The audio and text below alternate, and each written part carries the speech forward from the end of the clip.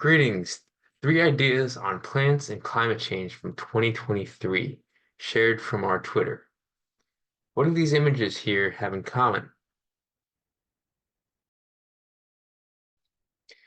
Okay, jumping into number one.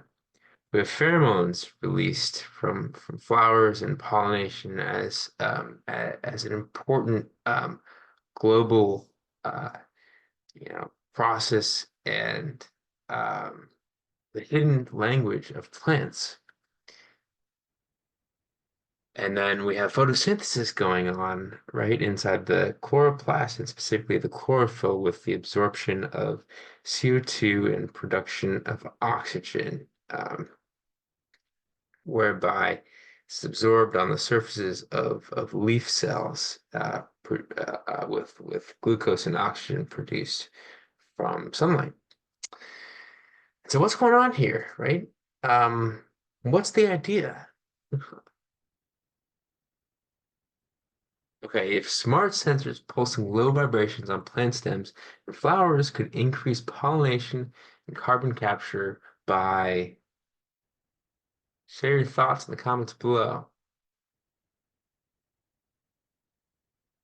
All right, so the second idea here, we have a tree with some leaves hanging, and whereby we have cells, inside and everywhere, and in particular, cells supporting the leaf structures in the axil, stem, and petiole. Um, and so, what's going on here?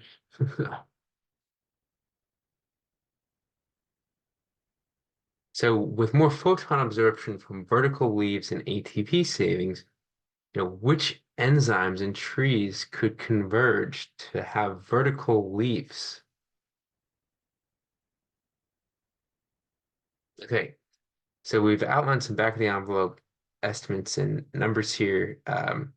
So if 25 to 50% ATP recovered, then from the petiole and section supporting the leaf and force of gravity, then this would suggest 105 trillion ATPs per second are recovered for other processes, whereby we'd have um, around 70 trillion cells released from the force of gravity and the structural load across the tree and in each stem. And so um, but this these estimates are just for one branch.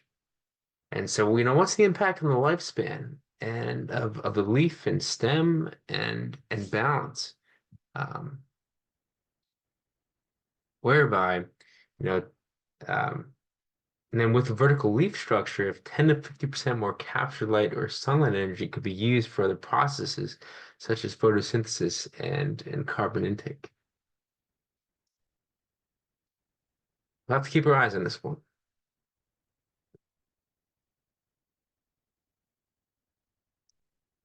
All right, moving on to the third idea. What do these three images here have in common?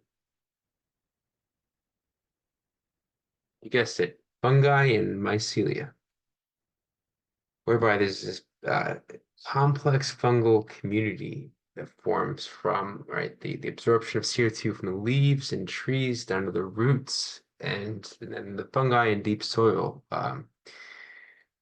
whereby, recent research suggests fungi store 36% of carbon from fossil fuel emissions, the equivalent of 13 billion tons of CO2, per year. And in particular, um, 9.02 gigatons of CO2 per year from the ECM fungi attached to the tree roots and plant roots, forming this beautiful, fungal, cycle and global cycle as supporting this complex soil ecosystem, right? But what's the idea here? Um, we can see some grass forming here and some fungi. in this complex battle, actually. Um, whereby as grass inhibits fungi, what are the effects on carbon storage, air biome, and global warming? Yeah. Um, and then also keeping in mind that the significance of the air biome with the fungal spore flux estimated here. Um, and so yeah, look forward to hearing your thoughts on these three ideas in the comments below. And catch you next time.